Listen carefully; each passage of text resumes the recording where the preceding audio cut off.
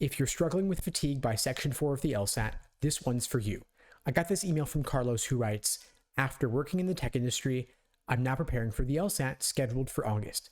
I'm aiming for a 165 plus, but my current practice score is around 157. In my 4 months of preparation, mainly through self-study, I found reading comprehension to be particularly challenging, and I often lose focus in later test sections. What techniques can help me improve in these areas? I'll address the reading comp portion of this question in just a moment, and I'll start with the endurance. So the LSAT, of course, is 4 sections, 3 of which are scored. Carlos is taking the LSAT in August, so he's going to have 2 logical reasoning sections, 1 reading comp, and then 1 unscored section, which can be either reasoning or reading comp. Now, a lot of students will find that by section 3, section 4, their performance drops because they're tired. The LSAT actually used to have 5 sections, 4 of which were scored prior to the pandemic. So 4 sections is actually a little bit less than that already, but of course that doesn't help you. You're in this situation, but you might want to take some timed practice tests with an additional 5th section so that in comparison, 4 sections seems easy. It's like if you were going to run a 5K, running a 6K race will make 5K seem like less, and you'll be like, wait a second, that's it? I'm done already? And so you might find that doing 5 sections a couple times makes 4 sections seem relatively easier by comparison. A 157 to a 165 is a pretty reasonable increase to look for over the course of several months between now and August. So you might want to aim your sights a little bit higher. If you're already good on accuracy, you're good on pacing, endurance is your major challenge at this point, and you've still got over 5-6 months till August, you might want to aim for a 170 plus.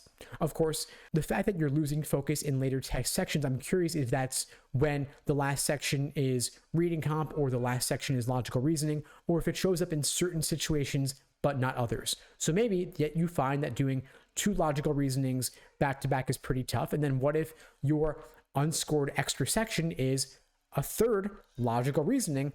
That might be especially fatiguing as well. So of course, practice like your worst case scenario on game day so that test day itself seems like just another run through. So you might want to take some tests with 3 logical reasonings back to back, play with putting reading comp first, play with putting reading comp last. And if you really want to torture yourself, do a test with 4 logical reasonings, which of course you'll never actually see on test day, but could be another sort of nightmare scenario that makes whatever they could throw at you on the actual test day itself seem a bit easier. Now, I know that you also asked about LSAT reading comp.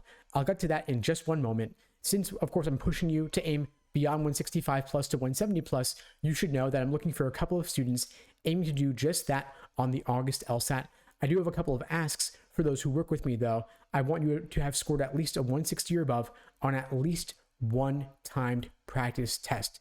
If you're hovering around 157, but you've hit 160 at least once, that's good enough. It shows you have the potential to get that 170 plus score on LSAT test day. I also want you to have a strong foundation in the basics of the LSAT, the different sections and the different question types. Of course, no logic games in August. They're removing that section. It'll just be logical reasoning and reading comp, less material to study. If this describes you and you'd like my help, if you'd like to explore the possibility of working with me in an intensive one-on-one coaching program, you can check out the links below this video to find out more and to book a call with me and my team. We'd be glad to help you out. Now, you found that reading comprehension is particularly challenging for you. I'm curious, what about it is challenging it? Is it the accuracy? Is it your comprehension of the passage? Is it the questions? Is it your approach to note-taking, highlighting, underlining? Or is it something related to just maintaining interest without zoning out? Once we dial in on exactly what about LSAT reading comp gives you trouble, of course, we'll be better situated to tackle the issue. Since you mentioned endurance, fatigue, I'm guessing that maybe you're just getting tired and zoned out when you deal with an especially boring reading comp passage. So I'm going to encourage you to feign interest. In other words, fake it till you make it. Pretend that what they're saying to you in this passage is the most fascinating thing in the world. You're hanging on their every single word. You can't wait to hear more, whether it's natural science, social science, humanities, and law.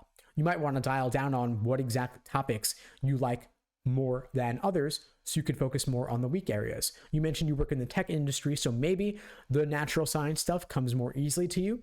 just a guess. Maybe the law passages are actually a bit more of a struggle, which is not surprising, in fact, even though you want to go to law school, because the law passages are still rather arcane, they're difficult to get a grasp on, they're rather academic in nature, they're not exciting like a courtroom drama or something. So you might want to do more side reading on those topics. But of course, the best material is always going to be actual LSAT reading comp passages, of which there are roughly 400 in the nearly 100 numbered released LSAT practice tests. Anyway, I hope you found this helpful. If you did, please do me a favor and share it with someone who needs to see it. I don't do any advertising for this channel. I rely only on word of mouth to help get the word out, and your spreading the word really does make a difference. In the meantime, I wish you all the best and take care.